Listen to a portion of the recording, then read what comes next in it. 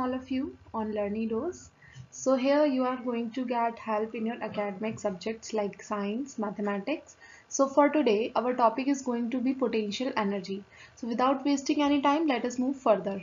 From the definition, as you can see over here, potential energy can be defined in very simple terms as a form of energy that results from the alteration of its position or state. What does it mean?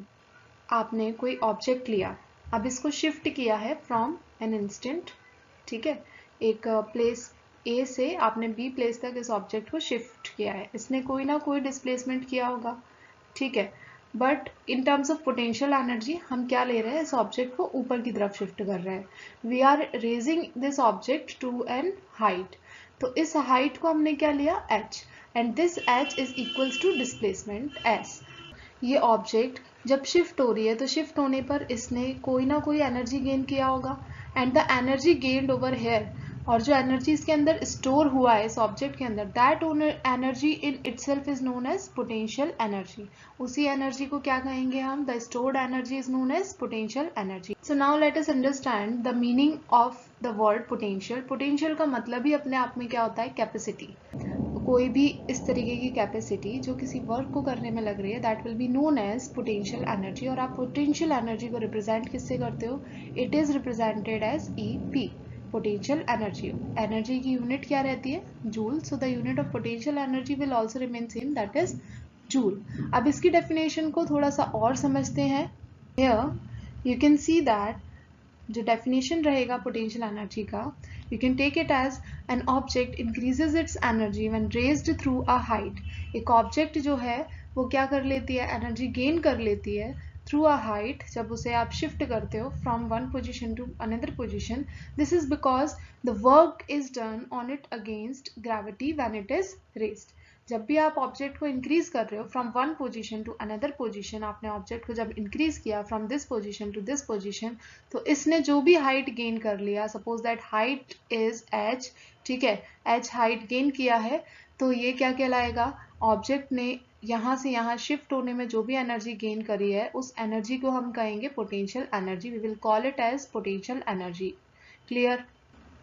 So moving further let us understand more. जैसे कि हमने लिया बो और arrow का example. अब बो और एरो में क्या होता है, you can see the picture over here. आपने स्ट्रिंग को स्ट्रेच किया, we are stretching the string, और स्ट्रिंग को स्ट्रेच करने पर हो क्या रहा है, you are changing the position of string, ठीक है। आप इसे एक हाइट तक स्ट्रेच कर रहे हो, and the arrow is also stretching with it. और स्ट्रिंग के पास जो भी एनर्जी स्टोर हो जाएगा, तो वो एनर्जी किसके पास ट्रांसफर होगा, it will be transfer to the arrow, और एरो का इटसेल्फ अपना खुद का भी एनर्जी रहेगा, तो एरो क्या रहेगा, आगे की तरफ पुश हो जाएगा। That is why bow and arrow इसी प्रोसेस से, इसी प्रिंसिपल से रन करता है। And the kinetic energy is gained into the arrow, ठीक है। काइनेटिक एनर्जी गेन कर लेगा एरो, कैसे गेन करेगा, because the stored potential energy will be released in the form of kinetic energy. So let us move further. यहाँ पर हम और क्लियरली समझेंगे कि जो पोटेंशियल एनर्जी है वो किस तरीके से होगा। आप जैसे कि यहाँ पर देख सकते हो बहुत easily, you can see clearly the object over here which is increasing its height from one position to another position, और एक हाइट गेन कर रहा है, दैट इज एच। सो इसी का हम एक डेरिवेशन करेंगे यहाँ पर। So now arriving at an expression for the gravitational potential energy of an object at a height h, जो height हम ले रहे थे h, we will consider it only। अब ऑब्जेक्ट का जो मास है, we will consider it as m। Mass क्या ले लेंगे हम, ऑब्जेक्ट का mass will be considered as m, and let it raised through a height h from the ground level. हम बात किसको रेज करने की कर रहे हैं, we are just talking about this object, ठीक है, okay. Now a force is required to do this। The minimum force which is required to raise the object is equal to the weight of the object taken, that is mg। अब जो force रहेगा आपका, force will be equal to the weight। force किसके equal रहेगा, weight के equal। force will be equal to weight of the object, and weight किस terms में लेते हैं आप, weight is taken in the terms of mg, that is mass, and g जो है that is acceleration due to gravity, acceleration due to gravity। So now let us understand further. अब आगे समझते हैं हम इस चीज़ को कि हम डेरिवेशन किस तरीके से करेंगे। बाकी सारी चीज़ें हमने देख ली थी। Now the object gains energy equal to the work done on it. अब जो ऑब्जेक्ट है एक एनर्जी गेन कर लेगा which is equal to the work done. तो यहाँ से हमें एक चीज़ समझनी है कि जो हमारा फोर्स है that is equals to the weight. Force जो है वो किसके इक्वल है, वेट के इक्वल है, and that is mg। And जो आपका ऑब्जेक्ट एनर्जी गेन कर रहा है मीन्स द पोटेंशियल एनर्जी, वो किसके इक्वल है, it is equals to work done. किसके इक्वल है, वर्क डन। तो अब ये किस तरीके से वर्क करेगा वो देखते हैं।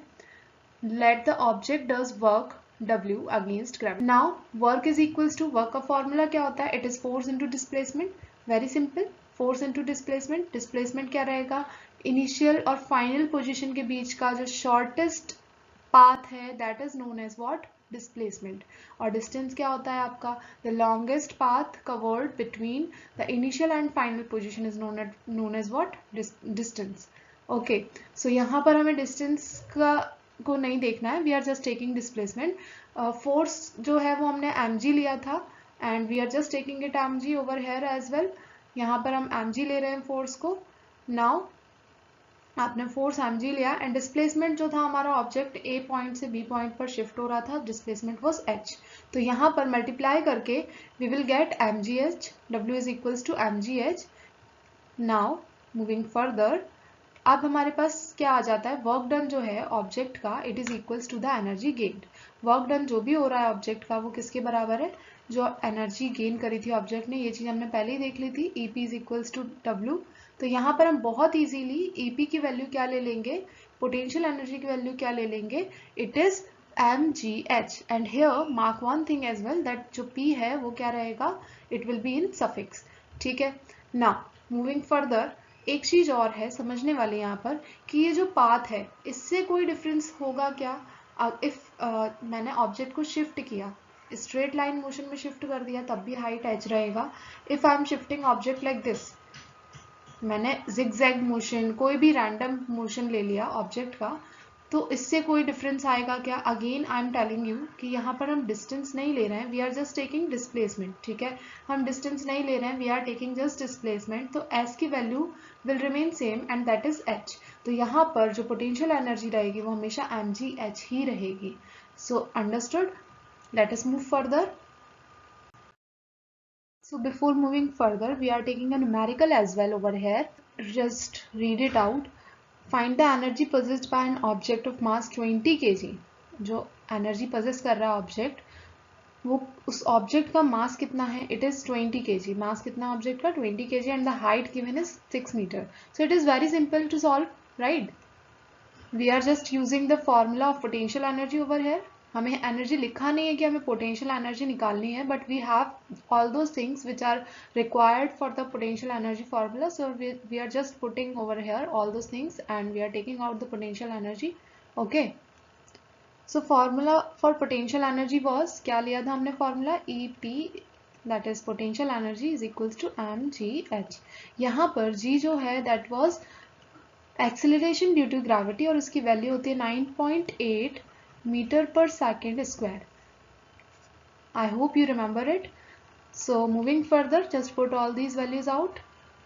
M mass कितना object का 20, acceleration due to gravity is 9.8 and height of the object is 6. सारी units जो थी already standard थी, so you need not to change all those things. आप just multiply करो इन चीज़ों का and you will get to the answer. So after multiplying all those things, the final answer is 1176. So unit मैंने starting में ही बताया था आपको, the unit for energy is joule. So potential energy के लिए भी यूनिट जो रहेगा that will also remain same.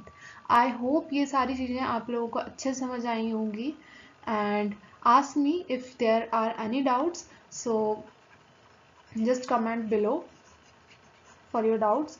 I hope you like it and like, share and subscribe to my channel. Thank you for watching the video. Thank you.